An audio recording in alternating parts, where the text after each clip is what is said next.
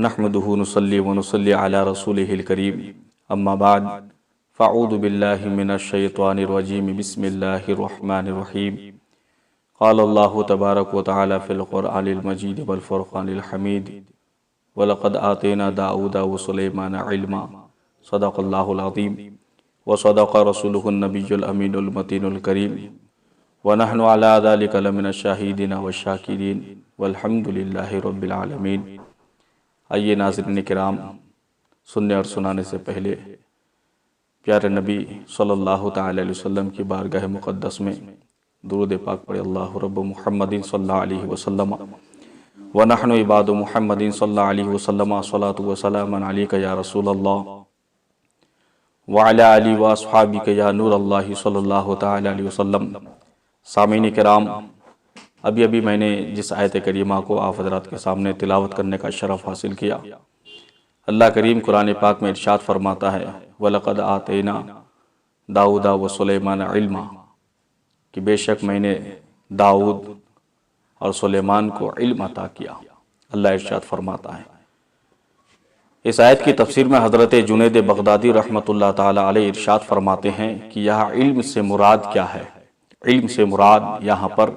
فرماتے ہیں کہ بسم اللہ الرحمن الرحیم ہے،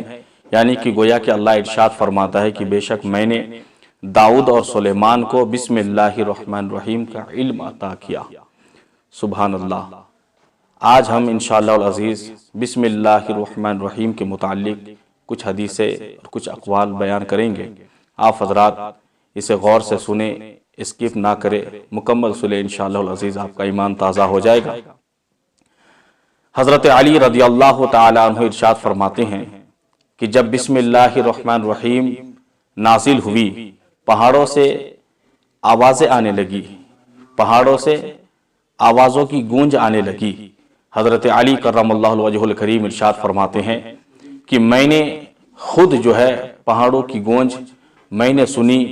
اور یہاں تک کہ پہاڑوں کی گونج ہمارے کانوں تک پہنچتی تھی۔ اور آقا کریم صلی اللہ تعالی وسلم ارشاد فرماتے ہیں کہ اگر کوئی شخص، کوئی با ایمان شخص بسم اللہ الرحمن الرحیم پڑھتا ہے تو اس کے پڑھنے کے ساتھ ساتھ پہاڑ بھی اس کے ساتھ ورد کرتے ہیں، پہاڑ بھی اس کے ساتھ تسبیح و تحلیل کرتے ہیں۔ آقا کریم فرماتے ہیں کہ ہاں، ان کی تسبیحات یعنی پہاڑوں کی تسبیحات و تحلیلات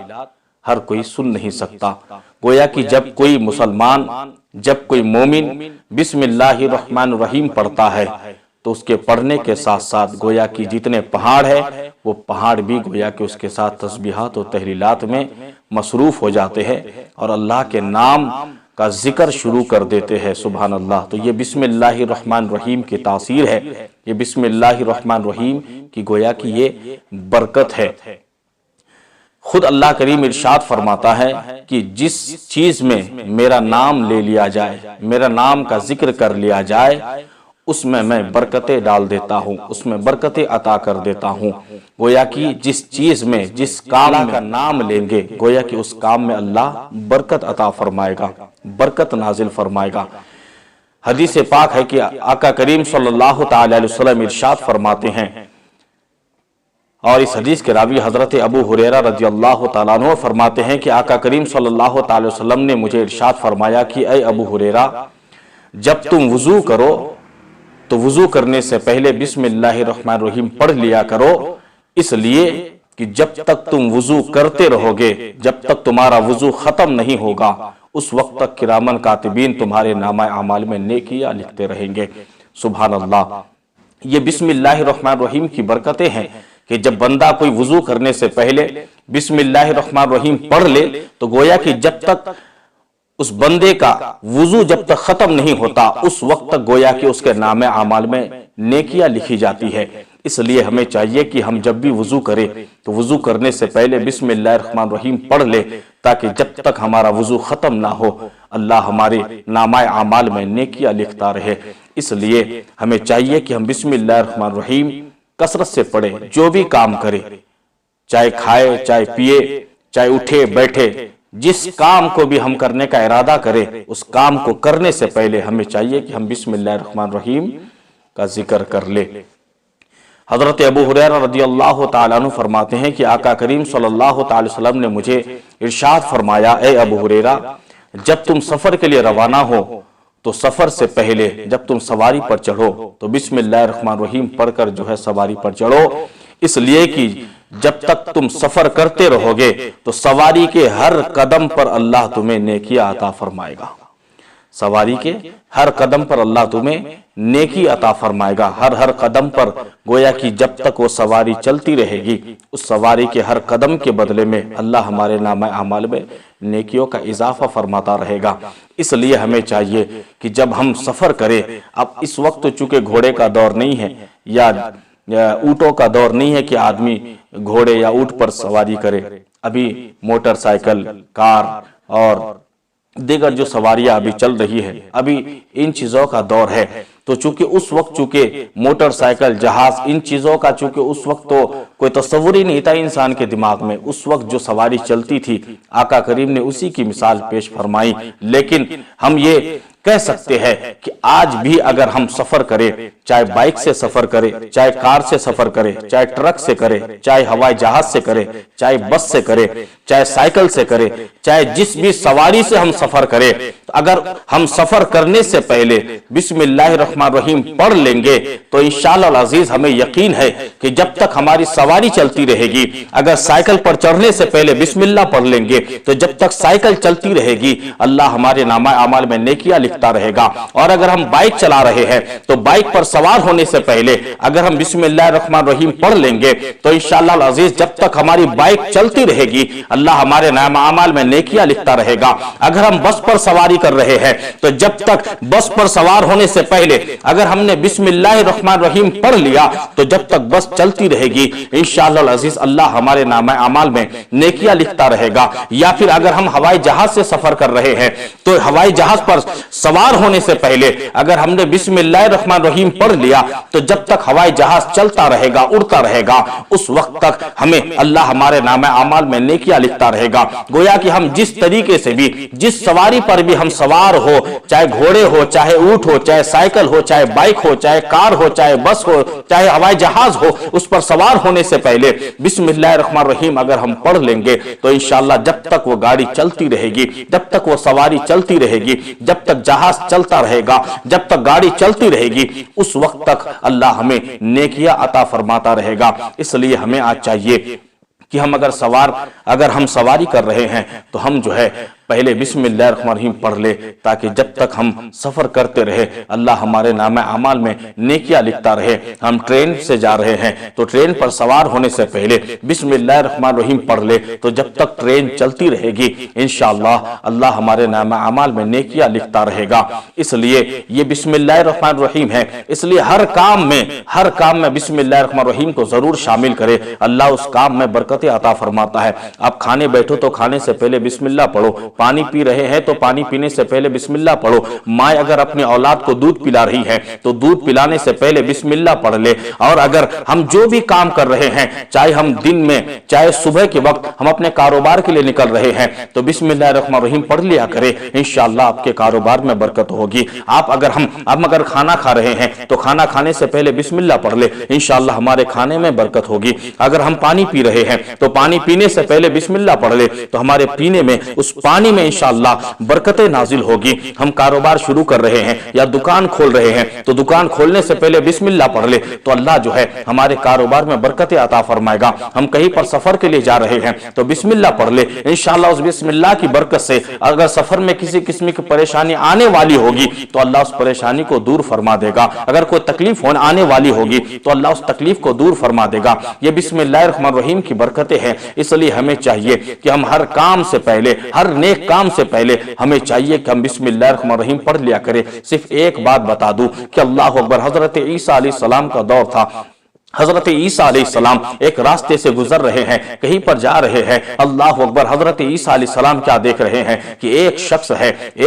ہے جو ایک سانپ کو اپنے قابو میں کرنے کی لاکھ کوششیں کر رہا ہے، لاکھ جتن کر رہا ہے، محنت کر رہا ہے، لیکن وہ سانپ اس کے قابو میں نہیں آ رہا ہے اور وہ محنت اور کوشش کر رہا ہے۔ اللہ اکبر، حضرت عیسیٰ علیہ السلام جب اس کے قریب پہنچے تو وہ سانپ بولنے لگا اور وہ سانپ کہنے لگا، اے عیسیٰ علیہ السلام، اے روح اللہ، آپ اس شخص کو منع منع کر دے، اس شخص کو آپ روک لے، اس لیے کہ میں کافی زہریلا ہوں، میں کافی خطرناک ہوں، میں کافی ڈینجر ہوں، اگر میں نے اس کو کاٹ لیا تو یہ مر جائے گا، میں نے اس کو ڈس لیا تو یہ فنا ہو جائے گا، میں نے اس کو کاٹ لیا تو یہ تباہ ہو جائے گا، اس کی جان نکل جائے گی، میں اس کو تباہ کر دوں گا اگر یہ مجھے پریشان کرے گا۔ حضرت عیسیٰ علیہ السلام نے اس شخص کو منع فرمایا، لیکن وہ شخص جو ہے وہ حضرت عیسیٰ علیہ السلام کی بات نہیں مانا۔ حضرت عیسیٰ علیہ السلام بھی وہاں سے منع کرنے کے بعد حضرت عیسیٰ علیہ السلام آگے نکل جاتے ہیں۔ تھوڑی دیر کے بعد حضرت عیسیٰ علیہ السلام جب واپس ہوتے ہیں تو کیا دیکھتے ہیں کہ وہ شخص جو ہے اس سانپ کو پکڑ لیا ہے، وہ شخص اس سانپ کو اپنے قابو میں کر لیا ہے، وہ شخص اس سانپ کو جو ہے اپنے قبضے میں کر لیا ہے۔ اللہ اکبر! حضرت عیسیٰ علیہ السلام جو ہے جب اس سانپ کے سامنے کھڑے ہوتے ہیں تو اس سانپ کا سر جو ہے شرم سے نیچے ہو جاتا ہے، اس لیے کہ سانپ نے بڑے دعوے سے کہا تھا کہ آپ اسے روک لے، میں اسے ڈس لوں گا تو یہ مر جائے گا، آپ اسے روک لے، میں اسے کاٹ لوں گا تو یہ فنا ہو جائے گا، آپ اسے روک لے، میں نے اسے کاٹ لیا تو یہ تباہ ہو جائے گا، میں اسے ختم کر دوں گا، اسے برباد کر دوں گا۔ اس لیے سانپ نے جب یہ دیکھا کہ عیسیٰ علیہ السلام مجھے دیکھ رہے ہیں کہ میں قبضے میں آ گیا ہوں، سانپ نے جب یہ دیکھا عیسیٰ علیہ السلام دیکھ رہے ہیں کہ میں اس کے ہاتھ آ چکا ہوں، تو شرم کے مارے اپنے سر کو نیچے کر لیتا ہے سانپ۔ اس کے بعد جو ہے حضرت عیسیٰ علیہ السلام نے فرمایا کہ سانپ تو نے تو کہا تھا کہ تو اس کے قبضے میں نہیں آئے گا، تو اس کے قابو میں نہیں آئے گا، تو اس کے ہاتھ کبھی نہ آئے گا، اور تو اسے تباہ کر دے گا، تو اسے ہلاک کر دے گا، تو اسے برباد کر دے گا، تو اسے فنا کر دے گا۔ لیکن کیا بات ہے، تو اس کے قابو میں آ گیا، تو اس کے قبضے میں آ گیا، تو اس کے ہاتھ لگ گیا۔ اللہ اکبر! مسلمانوں غور سے سنیں، غور سے سنیں، اس سانپ نے کیا کہا؟ اس سانپ نے کہا اے عیسیٰ روح اللہ، اے اللہ کے نبی، اے اللہ کے سچے نبی، اللہ کی عزت کی قسم کھا کر کہتا ہوں مجھے اللہ نے اتنا پاور دیا ہے، مجھے اللہ نے اتنی طاقت دی ہے، اور میرے اندر جو زہر ہے اس میں اتنا اثر ہے، اگر میں ایک بوند بھی اس کے بدن میں ڈال دوں تو یہ تباہ ہو جائے گا، یہ مر جائے گا۔ لیکن اللہ اکبر! میں اس کے ہاتھ، میں اس کے قابو کبھی نہ آتا، اللہ کی قسم میں اس کے قابو میں اس لیے آ گیا اس لیے کہ یہ پکڑنے سے پہلے بسم اللہ الرحمن الرحیم پڑھ لیا تھا۔ اس بسم اللہ الرحمن الرحیم کی برکت تھی کہ اللہ اکبر میرے اندر کی طاقت ختم ہونے لگی، میرے اندر کا جو زہر ہے اس کا اثر ختم ہونے لگا، وہ زہر ختم ہونے لگا۔ میں اس لیے قابو میں آیا ہوں چونکہ اس نے بسم اللہ پڑھ کر مجھ پر حملہ کیا تھا، یہ اس بسم اللہ کی برکت ہے، اس میں اس کا کوئی کمال نہیں ہے، اس میں اس کا کوئی کمال نہیں ہے، بلکہ یہ بسم اللہ الرحمن الرحیم کی برکت ہے کہ میں اس کے قابو میں آ گیا ہوں، اس لیے کہ اس بسم اللہ کی وجہ سے میرے اندر کا زہر ختم ہو گیا۔ سبحان اللہ، سبحان اللہ! سوچئے کہ بسم اللہ الرحمن الرحیم اس میں کتنی تاثیر ہے، کتنا اثر ہے کہ بسم اللہ الرحمن الرحیم جب کوئی پڑھ لیتا ہے تو سانپ کا زہر بھی ختم ہو جاتا ہے، سانپ کے اندر جو زہر ہوتا ہے اس کا اثر بھی فنا ہو جاتا ہے۔ اس لیے میرے مسلمان بھائیوں ہمیں چاہیے کہ ہم ہر کام سے پہلے ہم بسم اللہ الرحمن الرحیم پڑھیں، ہر نیک کام سے پہلے بسم اللہ الرحمن الرحیم پڑھ لیا کرے تو اللہ اس کام میں برکت عطا فرمائے گا، اللہ اس کام میں جو ہے بے پناہ خیر عطا فرمائے گا۔ اس لیے کھانے سے پہلے، پینے سے پہلے، سونے سے پہلے اور جاگنے کے بعد، کہیں پر جانے سے پہلے، سفر کرنے سے پہلے، موٹر سائیکل پر سوار ہونے سے پہلے، بس پہ سوار ہونے سے پہلے، ٹرین پر سوار ہونے سے پہلے، سائیکل پر سوار ہونے سے پہلے، کہیں پر جانے کا ارادہ کر رہے ہیں تو گھر سے نکلتے وقت بسم اللہ پڑھ لیا کرے، دکان کھول رہے ہیں تو شٹر اٹھانے سے پہلے بسم اللہ کر لے، اللہ اکبر! تو اللہ آپ کے کاروبار میں برکت عطا فرمائے گا، اللہ آپ کے سفر میں برکت عطا فرمائے گا۔ کھانا کھا رہے ہیں، بسم اللہ پڑھ رہے تو اللہ آپ کے کھانے میں برکت عطا فرمائے گا۔ اور مائیں ہیں اپنی اولاد کو دودھ پلا رہی ہے تو بسم اللہ پڑھ لیں، اللہ اس دودھ میں برکت عطا فرمائے گا، اس دودھ میں خیر عطا فرمائے گا۔ بس اتنی سی بات ہے، انشاءاللہ العزیز پھر کبھی موقع ملے گا تو بسم اللہ الرحمن الرحیم کی کتنی برکتیں ہیں اور اس کے کیا فضائل اور کمالات ہیں، انشاءاللہ اس پر روشنی ڈالوں گا۔ وما علینا الا البلاغ۔ السلام علیکم ورحمۃ اللہ وبرکاتہ۔